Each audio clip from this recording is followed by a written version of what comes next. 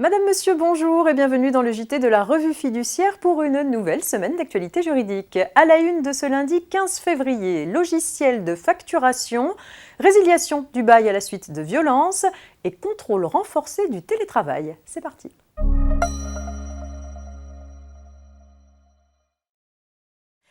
On ouvre ce JT avec une question relative au logiciel de facturation. Pour rappel, toute personne soumise à la TVA qui réalise des ventes de biens ou des prestations de services à destination de particuliers et qui enregistre les règlements au moyen d'un logiciel ou d'un système de caisse doit utiliser un logiciel ou un système sécurisé satisfaisant à certaines conditions très strictes. Cette obligation a pour objectif de pouvoir attester de l'inaltérabilité, la sécurisation, la conservation et l'archivage des données en cas de contrôle de l'administration fiscale. Ces exigences s'appliquent-elles également aux logiciels permettant d'émettre des factures entre assujettis à la TVA et disposant également d'une fonctionnalité de caisse? La réponse est oui. Toutefois, il est admis que les logiciels de facturation ayant une fonctionnalité de caisse ne prévoient pas de clôture journalière, mensuelle ou annuelle, dès lors qu'en cas de contrôle, l'administration fiscale peut en extraire le total des règlements enregistrés pour une période déterminée.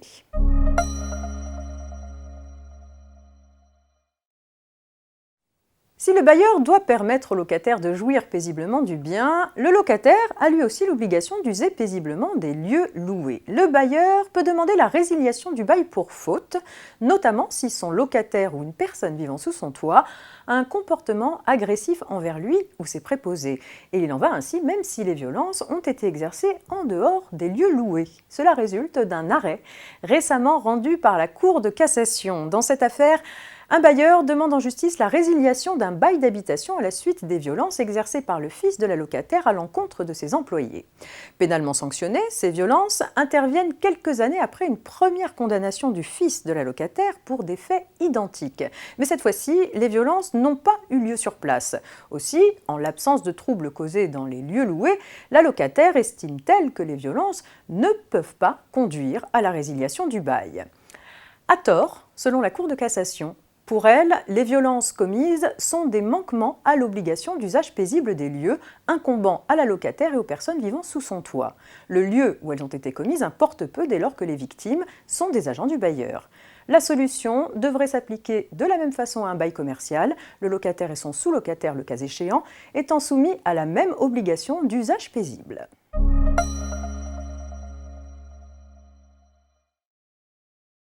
Face à l'érosion du télétravail dans certaines entreprises et certains secteurs, alors que le contexte sanitaire reste préoccupant, le ministère du Travail demande aux inspections du travail de renforcer les contrôles. Une instruction de la DGT du 3 février dernier préconise donc une méthode de contrôle qui s'articule autour de 3 principes. 1. L'accompagnement des entreprises. 2. Le contrôle du respect des mesures de prévention. Et 3. L'utilisation d'outils de coercition quand cela est nécessaire. L'instruction indique d'ailleurs que si les tâches sont télétravaillables, elles doivent être télétravaillées. Et s'il est possible pour un salarié de revenir en présentiel un jour par semaine afin de prévenir le risque d'isolement, l'instruction rappelle que cela reste conditionné à la demande expresse du salarié. Elle précise également que ces retours dans les locaux de travail ne doivent pas être, je cite, à l'origine de rassemblements dans les entreprises à l'occasion de réunions de service ou de repas pris collectivement.